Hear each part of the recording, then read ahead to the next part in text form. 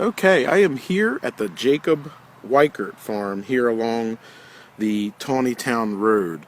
Now this farm, or this house I should say, was built just before 1824. The first sales record of this house is 1824, so the house and the barn were most likely built somewhere between 1820 and 1824. Of course, Jacob Weikert would buy this farm in the year 1840.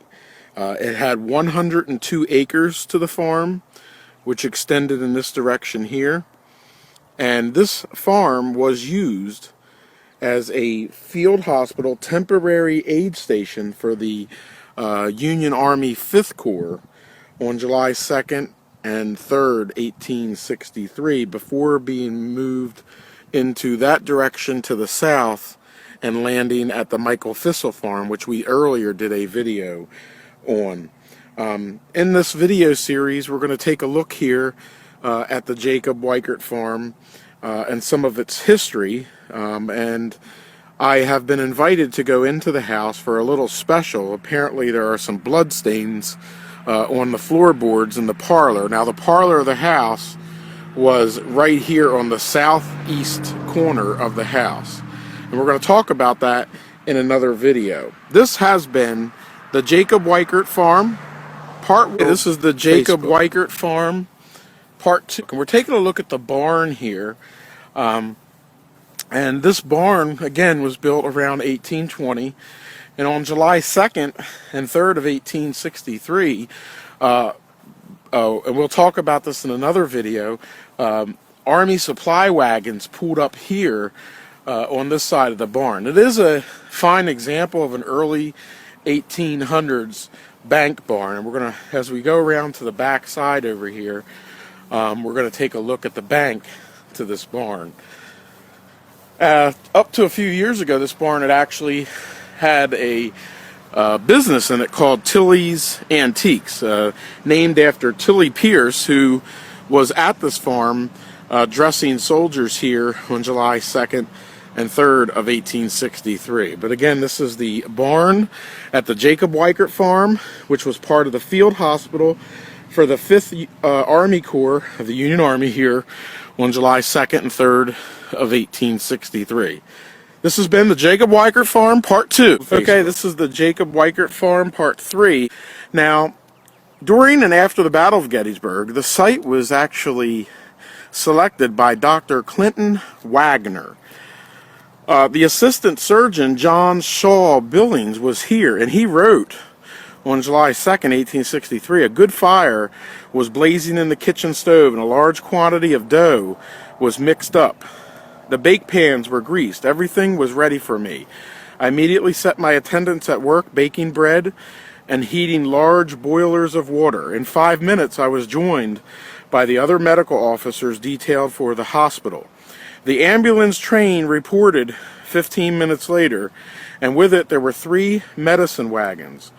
And by the time the operating tables were set up and materials for dressing arranged, the wounded began to pour in. I performed a large number of operations, received 750 wounded, and worked all through the night. An agent of the United States Sanitary Commission visited me in the evening and furnished me with a barrel of crackers and some lemons. Of stimulants, chloroform, morphine, and dressing, the medicine wagon furnished me an ample supply. On July 3rd, I was ordered to move the hospital 1 mile to the rear under trees and near the bank of a little creek called Lousy Run, about 1 mile from the Baltimore Pike. And again, as I stated, that was at the Michael Thistle Farm. Now, one of the things that we're going to look at in our next video is the house specifically and how it looked in 1863. It looks a little different today. I was able to obtain a picture from around 1880, and the porch didn't stretch the whole front of the house. This has been the Jacob Weichert Farm Part 3. Now, originally the house's porch actually sat between the 2 doors that you see right there in the center of our screen. That was the length of the porch. And on the night of July 2nd, 1863, there were 3 bodies that were laying on the porch of the Jacob Weikert house, right here where you see the package on the porch. Those bodies were of General Stephen Weed, Brigadier Commander of the 5th Corps, 2nd Division, 3rd Brigade, Colonel Patty O'Rourke of the 140th New York Volunteers, and Lieutenant Charles E. Hazlitt of the 5th United States Artillery Battery D.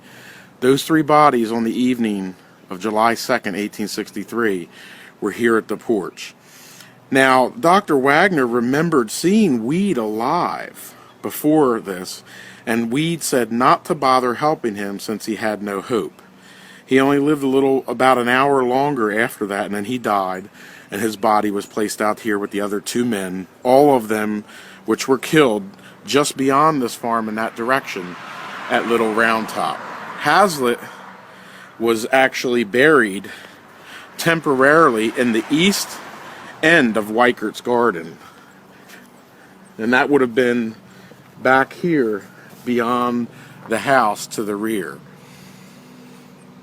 Now, in the 1880s photo, which I posted, and I'll post on it, rather I will post on a video, including this video, also under this right window over here, you can see in the photo that there was another window that was the window to the basement, and that is where Weed was at before he died, when the doctor remembered seeing him.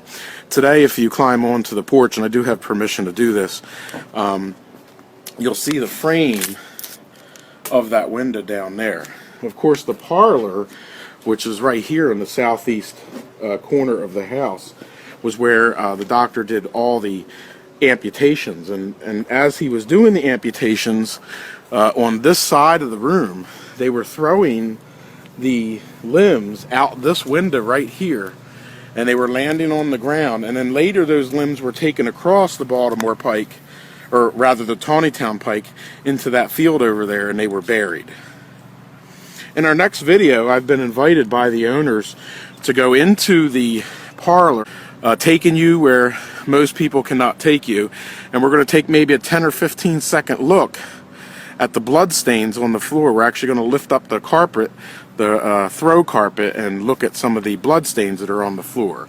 This has been the Jacob Weichert Farm Part 4. Inside the Weichert house, and we're looking at what could be some blood stains that are on the floor in the parlor, which was used as a operating room for the surgeons on July 2nd. Okay, this is the Jacob Weichert Farm Part 6, our final part here. And our final part is going to be on Matilda Tillie Pierce. Now, Tillie Pierce was a teenager that lived in Gettysburg on Baltimore Street, and she had fled to this farm to get away from the rebels on July 1st, 1863 that had occupied the town. She wrote an extensive book about what she witnessed, which I will do more videos on later, but I'm just going to briefly mention Tillie Pierce. She had been here when Stephen Weed was still alive, and when he was first brought in, before he was taken into the southeast corner of the basement. He was in a small room in that basement when Tillie went down to him and gave him a piece of bread. And I believe that at this time it was probably when Stephen Weed more or less realized his fate and was beginning to give up on his life, because he would later tell the doctor not to help him, that there was no hope. And then the next thing that anyone remembered was seeing his body lying on the porch of the house. This has been the Jacob Weichert Farm Part 6.